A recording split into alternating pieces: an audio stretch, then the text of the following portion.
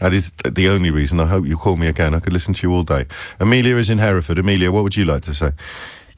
Hi, James. Hello.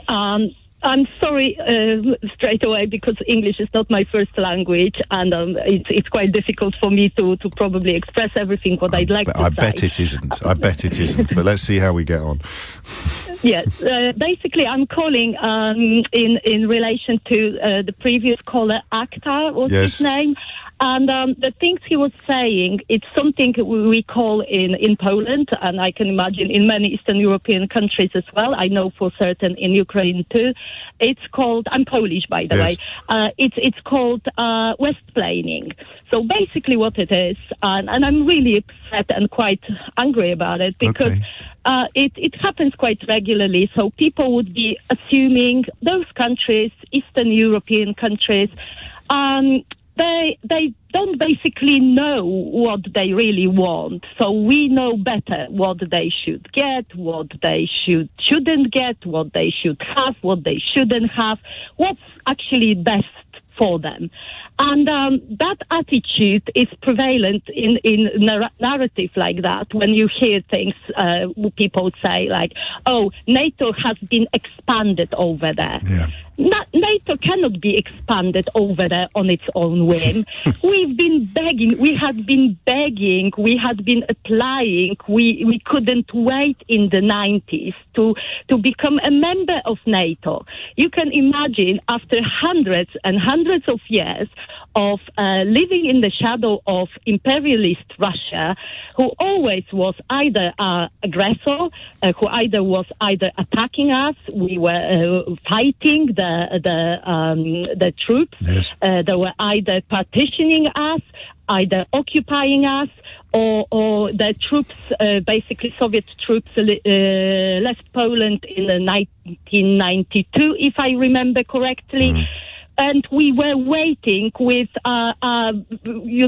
breathless for Gorbachev to say in 1993, I think, that, actually, you can do what you want. And that was for us the sign, yes, we can apply to become a NATO member. And that was for us the one of the biggest things. So now we will be safe.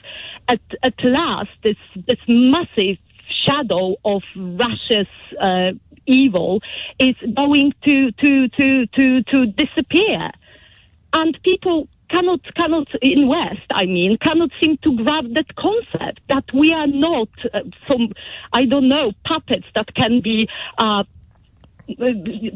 just decided by somewhere else what we want or what we don't want, and we are sovereign nations over there, and Ukraine definitely should have the say as well.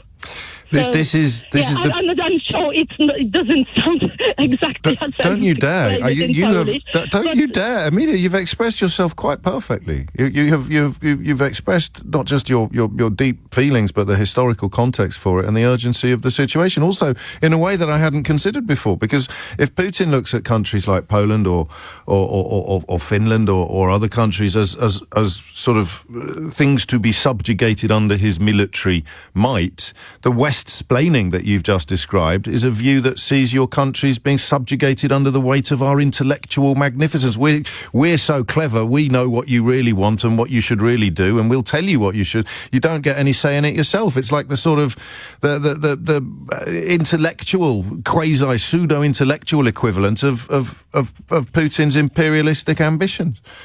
And actually, funnily, you are saying that because Russia Russia knows it very well. So they're using that very point to actually spread that sort of propaganda in Western, on social media. So you would find it in Poland, you will find it all over, probably in, I don't go, but on Telegram, on all sorts of like weird corners of internet, you will find that very exact argument, and you can hear even the very structure, how people structure that argument. Yes. It's just a repetition of I can imagine the Russian trolls, the Russian, state of propaganda. Let me ask you one thing, because I'm very late for the news, but let me ask you one thing.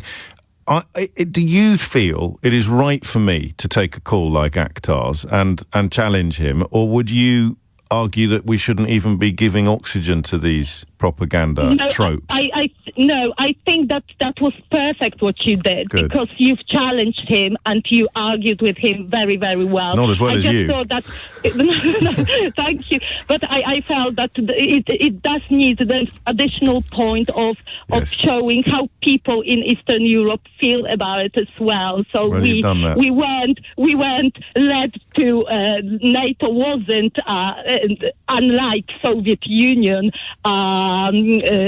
put on us. NATO was actually very welcome to come to our countries. Yes, exactly that. I'm much better expressed than I managed. I now have an inbox full of texters, Amelia, telling me I was born in England and this lady speaks better English than I do.